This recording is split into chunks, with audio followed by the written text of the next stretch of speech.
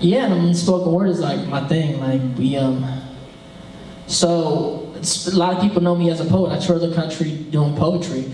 Over 20 years ago, I started a poetry venue essentially out of my living room. It's called DPL, Dante's Poetry Lounge, which became just DPL, Dub Poetry Lounge, which ultimately was the inspiration which became Deaf Poetry on HBO and on Broadway. And then now, to this day, it's still the largest open mic venue in the world. The largest weekly open mic venue in the world is DPL, the Poetry Lounge. Started in my living room. It's crazy. Yeah, super dope. Me and my friends, it was just something I did because I love poetry. Like, I started writing poetry when I was 15, just through acting classes and like getting exposed to poetry. Dead Poet Society came out, that movie like rocked my joint. I was like, oh my God, I gotta read all these poets. And then like, you know, you're 15 and you're like, you know, you're just inspired by poetry and by art and movies, and then you're falling in love for the first time, you know, sexual awakenings, you're like starting to write, you're trying to just write poems for girls. That's happening for sure. And then what happened in the 90s, we started on these poetry venues, ended up doing one in my own house, and that one got crazy just because I'm an actor, and there's a lot of actors that came through, and then friends and friends of friends, and then next thing you know, it's like hundreds of people, like this. You need a bigger living room. Yeah, we had to move out of the living room. There's hundreds of people show up, right? Then I moved to a restaurant, then I moved to a theater, and we've been at this theater now for like 18 years, something like that. And so it's like literally anywhere from like 300 to 500 people a week, every week, come to watch poetry. And just, but it's not a slam though, right? It's not a slam, it's just that's the world I fell into. I like slam too. I think slam's great. We have, like our slam team, we won nationals more than once, groups and individuals. And I think the competitive side of poetry kind of pushed poetry in a great direction. But it's just open mics, like rocking stories. I just do open mic, I just help one slam. Yeah, yeah. So I like it. I mean, you want to hear some poems? We're here. You want to hear some poems? We're like, let's do some poems. Which poems do you want to hear? Any you know some poems? Do you want to hear any genre? I'm coming off the dome now, so I don't even know if I'm gonna be good at it, but we'll see.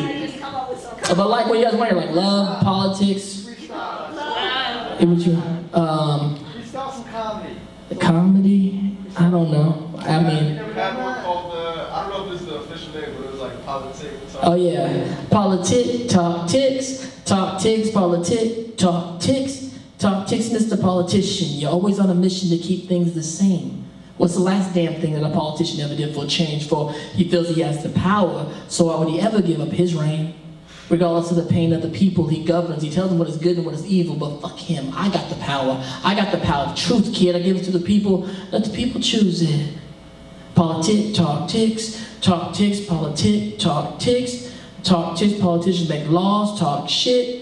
The only law I ever saw was the one that keeps me poor and the one that keeps them rich, talk tick. How can a bunch of fat white guys tell me what is right and wrong after all of their lies? Never once did they admit to stealing this land from the Indian man, and never once did they apologize. So in my eyes, I see politic, talk ticks, politic, talk ticks.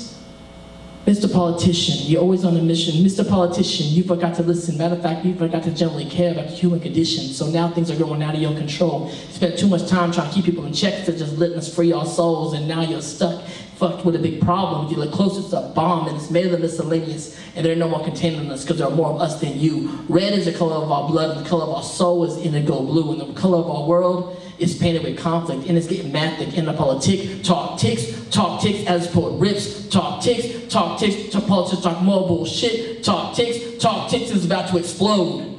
The revolution, and the poets will lead it. Believe it, believe it, believe it. Yeah. Thank you. That was kind of heavy right now. What's going on? Let's do something more fun, like y'all want some Avatar poems? I do some quick. So these are poems I wrote for Instagram. Instagram was like 15 seconds. Back in the day, the video was 15 seconds. So I did these like little 15-second poems. So here we go. A poem called Honor for something lost or misplaced, etched into your consciousness like a scar upon your face. This honor that you chase, it isn't always what you thought. Matter of fact, the fact that you always had is the very reason why you set out to prove its existence from the start. Tall Bay Phone. She moves mountains. So small but so strong. Next time I go on a life-changing adventure, you're invited to come along. Here's a poem for my friend who doesn't even bend, but his heart's as big as the rest of them. Plus he always has my back, makes me laugh because he's funny. And when he told me that his girlfriend turned into the moon, all I could say was, "That's rough, buddy." And then there's one for the girl.